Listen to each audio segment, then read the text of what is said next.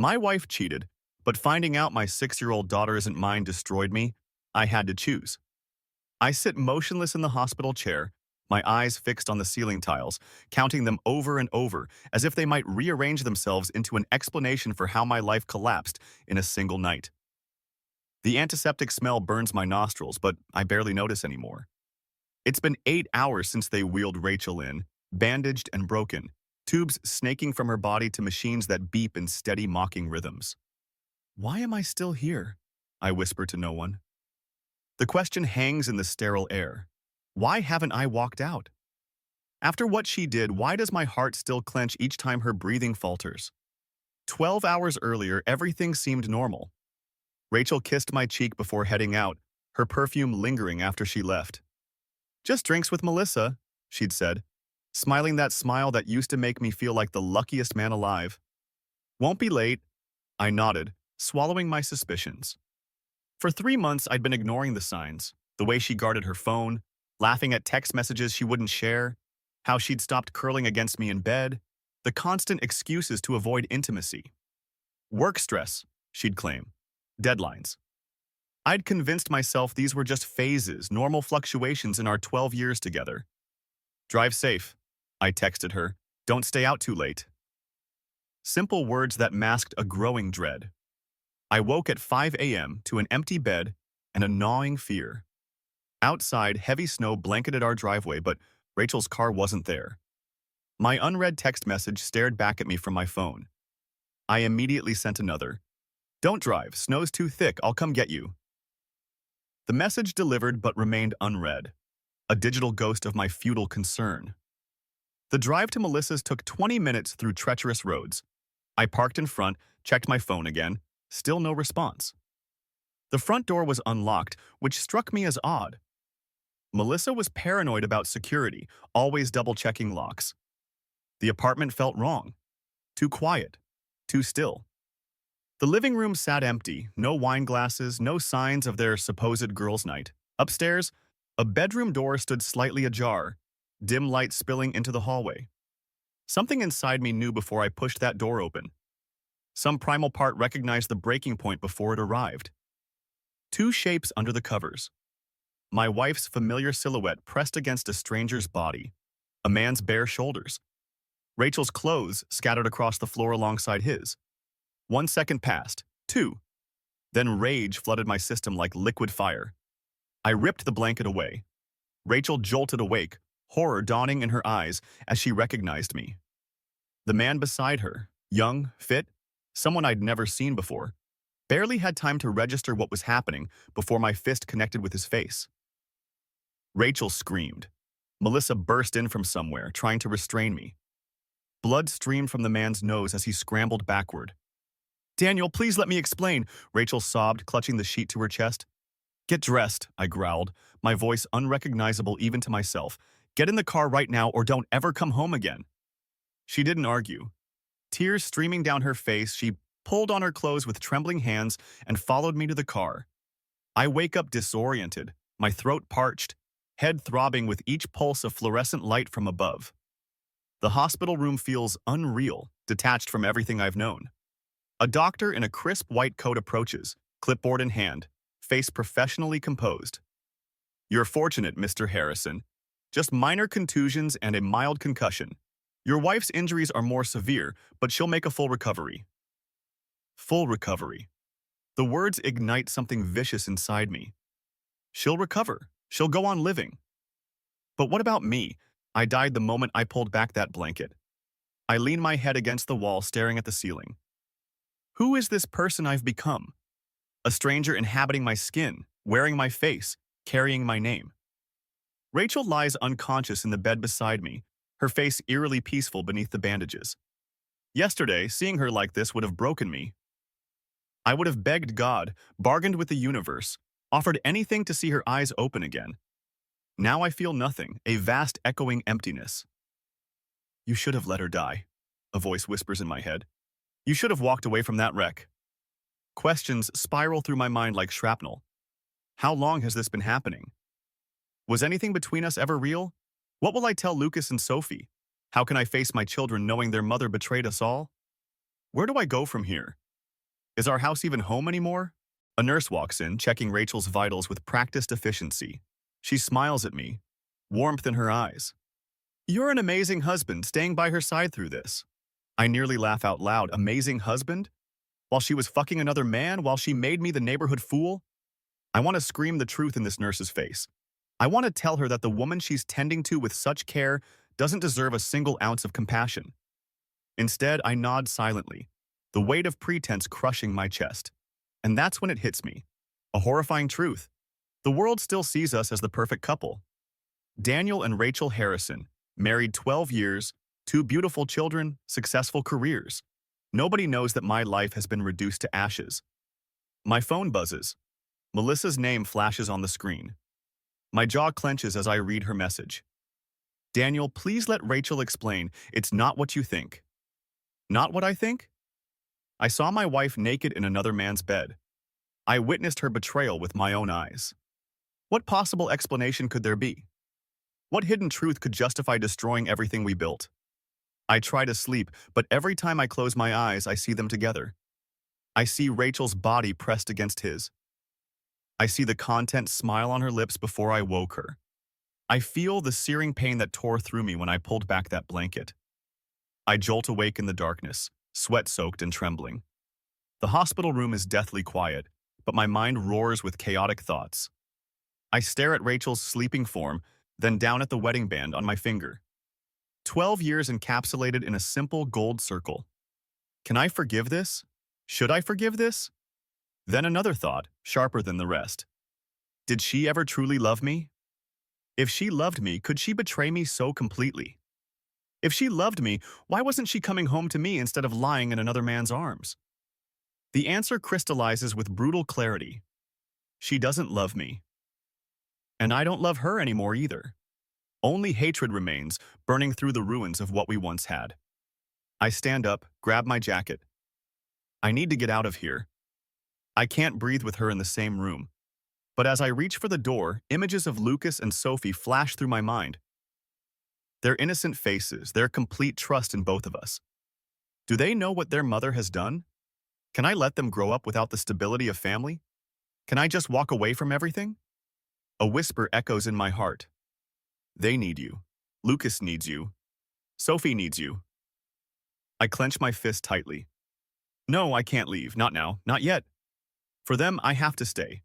Even as every cell in my body screams to run. The next morning, I leave the hospital without saying a word to Rachel. Her eyes follow me as I walk out, but I can't bear to look at her. Not now. Maybe not ever again. I drive straight to my parents' house where Lucas and Sophie are staying. When I arrive, my mother wraps me in a hug, her face etched with confusion. Daniel? What happened? Aren't you supposed to be on the cruise by now? I don't answer. Instead, I find my children in the living room and pull them both into my arms, holding them tighter than I ever have before. Sophie's small hands wrap around my neck, and for the first time in my life, embracing my daughter fills me with grief instead of joy. Something feels broken in a way I can't explain. Daddy, why are you squeezing so hard? Sophie giggles, her innocent voice driving the knife deeper. 2 hours later, I sit across from Nadia Martinez in her office. The brass nameplate on her desk reads, Family Law Specialist. The walls are lined with degrees and certifications I don't bother to read. I want a divorce, I say without preamble, my voice hollow. Nadia nods, making a note on her legal pad. She doesn't ask why, and I appreciate her professional detachment. Before we proceed with anything, she says carefully, I would advise you to get DNA tests for your children. My body goes rigid. Why would I need to do that? She meets my eyes directly, her expression neutral but kind. In many divorce cases I've handled, particularly those involving infidelity, the husband often discovers that, she pauses, choosing her words, that biological paternity isn't what they assumed. The implication hits me like a physical blow. Are you absolutely certain that both children are biologically yours? She asks gently. For the first time since discovering Rachel's betrayal, I feel genuine terror. A cold, paralyzing fear that makes my previous pain seem trivial. 2 days later, I sit alone in my car outside the lab, staring at my phone. 2 new emails. The results are in. I open the first one with trembling fingers. Lucas. 99.9% probability of paternity. Relief washes over me, so powerful I nearly sob. My son is mine. No matter what happens, Lucas is my flesh and blood. I click on the second email. Sophie. My eyes scan the text once, twice, a third time, desperately hoping the words will rearrange themselves. 0% probability of paternity. Exclusion confirmed. The phone slips from my grasp. Everything around me blurs. This pain is different from discovering Rachel's affair, sharper, deeper, more fundamental. This isn't just betrayal, it's erasure. 6 years of fatherhood turned into a lie with a single paragraph of clinical text. I sit paralyzed in my car for hours, unable to drive, barely able to breathe. Each inhale feels like glass in my lungs. Eventually, tears come. Violent, racking sobs that shake my entire body. I, a grown man of 34, weep like a child for the daughter I've just lost. Whose child have I been raising for 6 years? I whisper to the empty car. How deep does Rachel's deception go? I want to scream, but who would hear me? Who could possibly understand? When darkness falls, rage replaces despair. I drive straight to Rachel's parents' house where she's recuperating. Her mother tries to stop me at the door, but I push past her, the DNA results clutched in my fist. I find Rachel propped up in bed, still bandaged from the accident. Her eyes widen when she sees me, a complex mix of hope and fear. I throw the test results onto the bed beside her. Explain, I demand, my voice deadly quiet. Rachel's face drains of color as she reads the papers. Her hands begin to shake uncontrollably. She can't deny it. There's nothing to deny. I don't, she stammers, tears streaming down her face. You don't what? My voice rises with each word. You don't know? You don't know whose daughter Sophie is? How many men have you slept with? Rachel's shoulders collapse inward as she stares at her lap, unable to meet my gaze, unable to form words. Her mother appears in the doorway, alarmed by my shouting. What's going on? Daniel, she's still recovering. Ask your daughter, I spit out. Ask her whose child Sophie is, because she's not mine. She's not mine! Rachel's mother gasps, hand flying to her mouth. The room falls into terrible silence. Broken only by Rachel's quiet sobs. I turn to leave, but Rachel's broken voice stops me. Daniel, please. Sophie loves you. You're her father in every way that matters. I freeze, my back to her. My hand gripping the doorframe so hard my knuckles turn white. No, I say finally. I was just the fool who believed she was mine. After several minutes of suffocating silence, Rachel finally speaks, her voice barely audible. It started after Lucas was born, she confesses, staring at her hands. I was feeling invisible. Being a mother, being your wife, I lost myself somewhere in it all. I stand motionless, every muscle in my body tense as she continues. The first time was at a conference in Chicago. He was just someone who saw me as more than a mother. It was supposed to be a one-time thing. Her voice grows steadier as she speaks, as if each confession loosens a burden she's carried too long.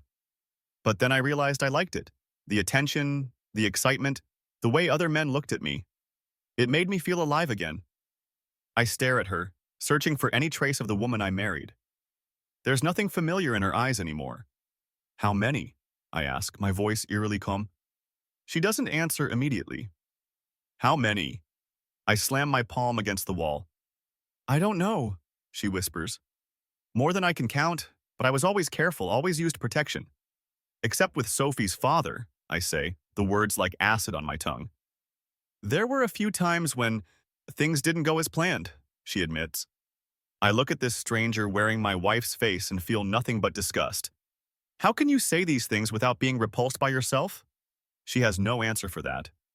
Who is Sophie's father? I ask, dreading the answer yet needing to hear it. Rachel's hands tremble violently. I'm not sure.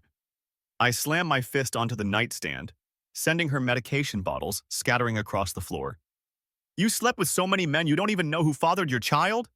She breaks down completely, shoulders heaving with sobs. Her mother rushes in but freezes at the doorway, finally understanding the magnitude of what's happening. A cold, humorless laugh escapes me. So you didn't just betray me. You turned me into a fool for 6 years. You watched me fall in love with a child that isn't mine, knowing every day that you were living a lie. Please forgive me, she begs, reaching for my hand. I pull away as if burned. I know I was wrong. I know I can never make it right, but please. Forgive you, I cut her off, staring at her with undisguised contempt. How could I ever trust a single word you say again? I turn to leave, my decision made. I'm removing my name from Sophie's birth certificate, I tell her, not bothering to look back. I'm filing for divorce tomorrow. I'm going to vanish from your life so completely it'll be like I never existed. Rachel's sobs grow hysterical, but they don't touch me. Nothing can reach me through the armor of rage I've wrapped around myself. I walk to my car, keys digging into my palm. As I unlock the door, my phone buzzes with a text notification. It's a photo Sophie drew at my parents' house, a crayon family portrait with "I love Daddy" scrawled across the top in her messy handwriting. I freeze, staring at the screen. Sophie, the little girl who runs to the door when I come home from work, who insists I check her closet for monsters every night, who falls asleep clutching the stuffed elephant I bought her when she was born. She doesn't know any of this. None of it is her fault. A new, haunting question surfaces in my mind. If I abandon Sophie now, aren't I betraying her too? After 6 years of being her father, can I just stop? I close my eyes, leaning against my car. In many ways, this decision feels more significant than anything I've ever faced, harder than confronting Rachel, more consequential than filing for divorce. What makes a father? DNA or love? Biology or the thousands of moments we've shared? I think about Sophie's tiny hand in mine on her first day of kindergarten. How terrified she was until I promised I'd be waiting when school ended. I've never broken a promise to her. Until now? Is that what I'm about to do? I unlock my phone again and look at the drawing. Those 3 crayon figures, Mommy, Daddy, and Sophie, stand holding hands beneath a bright yellow sun. In her innocent mind, we're still a family. We're still whole. But we aren't. We never really were. I get into my car and sit in silence, the key in the ignition but the engine still cold. 2 paths stretch before me, neither one without pain. I can walk away from a child who isn't biologically mine, protect myself from further deception and heartbreak. Or I can remain a father to a little girl who has only ever known me as Daddy, regardless of what any DNA test says. My finger hovers over Rachel's contact. What I decide in the next few minutes will alter at least 3 lives forever. She's not your daughter, the voice of betrayal whispers. She's always been your daughter, my heart answers back. I sit in my car for what feels like hours, staring at Sophie's drawing on my phone. Tears I didn't know I still had left begin to fall silently onto the screen. 6 years. For 6 years, I've been this little girl's father. I've bandaged her knees when she fell learning to ride a bike.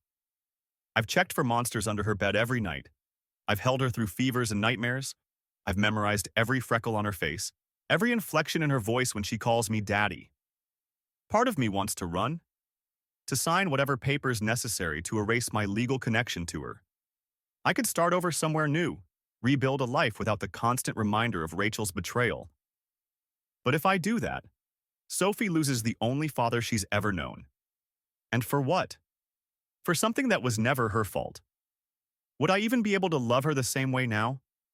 Would I see Rachel's betrayal every time I look at her innocent face? The thought makes me sick with guilt. But another question keeps surfacing. What did Sophie do to deserve losing her father? Nothing. Absolutely nothing. I drive to my parents' house, my decision still unformed, but my heart beating with a painful clarity. My mother opens the door, and one look at my face tells her something terrible has happened. I follow her into the kitchen where my father sits, reading the newspaper. Daniel? What's wrong, son? My father asks, setting down his paper. The children are napping upstairs. I collapse into a chair and tell them everything. Rachel's affair, the DNA test, Sophie not being mine. The words come out in broken fragments, each one feeling like glass in my throat. My mother begins to cry softly. My father sits perfectly still, his weathered face unreadable. When I finish, the silence stretches between us until my father finally speaks. You can walk away, Daniel. No one would blame you, he says, his voice gruff but gentle. But if you love that little girl, and I know you do, don't let Rachel's betrayal take that from you too. He leans forward, his eyes meeting mine. Think carefully about what you really want. Do you want to leave? Or do you want to be Sophie's father on your own terms? His words settle into my chest, and suddenly, the path ahead becomes clear. The next morning, I'm back in Nadia's office. I place the DNA results on her desk. I want to remove my name from Sophie's birth certificate, I say firmly. Nadia nods, making a note. I'll start the paperwork. She begins writing, but then pauses, looking up at me. Are you certain this is what you want, Daniel? I don't answer right away. The question hangs between us as I consider everything that led me here. After a long silence, I take a deep breath and say, after my name is removed, I want to file for adoption of Sophie. A small smile forms on Nadia's lips. I thought you might say that. This isn't about a lie anymore, I explain, feeling lighter somehow. This is my choice. I'm choosing to be her father, knowing the truth. Nadia nods. It's going to be complicated, especially during the divorce, but it's possible. 3 days later, I pull up to my parents' house to pick up Lucas and Sophie. Before I can even get out of the car, Sophie comes running down the front steps, her dark curls bouncing, her arms outstretched. Daddy, where have you been for so long? She calls, launching herself into my arms as I kneel to catch her. I hold her tight, breathing in the familiar scent of her strawberry shampoo, feeling the warmth of her small body against mine. I'm sorry, sweetheart, I say, my voice thick with emotion. Daddy had some very important things to take care of. She pulls back, her face serious as only a 6-year-old's can be. That's okay. You're home now. I missed you this much. She stretches her arms as wide as they'll go. For the first time since discovering Rachel's betrayal, I smile. Truly smile. Looking into Sophie's trusting eyes, I know with absolute certainty that I've made the right decision. DNA doesn't make a father. Love does. And regardless of whose blood runs through her veins, Sophie is my daughter. She always will be. 6 weeks later, Rachel and I sit at opposite ends of a polished oak table in family court. She looks diminished somehow, her once confident posture now hunched and defensive. I feel nothing as I watch her avoid my gaze. My attorney methodically presents evidence of Rachel's infidelity, text messages, hotel receipts, witness testimonies from friends who'd known all along. Each new revelation lands like another nail in the coffin of our marriage. When the judge delivers his ruling, Rachel's face crumples. Full custody of both children is awarded to Daniel Harrison, he declares. Rachel Harrison will have supervised visitation every other weekend. He continues, detailing how I'll retain our house, investments, and most assets. Rachel will leave with little more than personal belongings and a small settlement that barely covers her legal fees. She breaks down, sobbing into her hands. A month ago, the sight might have moved me. Now I just feel empty, then relieved. It's finally over. 2 months after the divorce, Sophie and I stand before a different judge. Her small hand grips mine tightly as the adoption proceedings begin. Despite my attorney's preparation, my heart pounds. The judge peers down at Sophie over her glasses. Sophie, do you understand why we're here today? Sophie nods solemnly. Yes, ma'am. And do you want Daniel to continue being your father? Sophie's grip on my hand tightens. I don't want anybody else, she says with 6-year-old certainty. He's my daddy. Something breaks and heals simultaneously within me. Tears blur my vision as the judge signs the papers, making official what my heart has known all along. I am Sophie's father, not by blood but by choice. No more lies, no more deception, just love, real and chosen. Rachel requests to meet one last time at a cafe near her new apartment. I agree, mostly for closure. I'm truly sorry, she says, eyes red-rimmed, voice barely above a whisper. Can you ever forgive me? I study her face, surprised to find the hatred that once consumed me has faded. In its place is something quieter, not forgiveness, but release. I don't hate you anymore, I tell her honestly, but I'll never forgive what you did. She flinches, and I continue. You didn't just lose me, Rachel. You lost the right to call Sophie your daughter. Tears stream down her face. She'll always be my daughter, she whispers. Biologically, yes, but in every way that matters, every bedtime story, every nightmare comforted, every proud moment shared, she's mine. I rise to leave, not cruelly but definitively. Rachel's sobs follow me out the door, but they no longer have the power to pull me back. On a quiet Sunday afternoon, 6 months after the divorce, I sit on our living room sofa watching Lucas and Sophie build an elaborate fort from blankets and couch cushions. Laughter fills the room as Sophie declares herself queen of the castle, and Lucas demands tribute. There's no pain here anymore. No betrayal lingering in the shadows. Just the three of us, a different kind of family, but a real one nonetheless. Sophie abandons her fort to climb onto my lap, her eyes, so different from mine genetically but so familiar in expression, searching my face. Daddy, she asks suddenly, do you love me? I smile, pulling her close. More than anything in this whole world. Even though I'm not yours, she asks, repeating words she must have overheard. Sophie, I say, my heart full and certain, you have always been mine.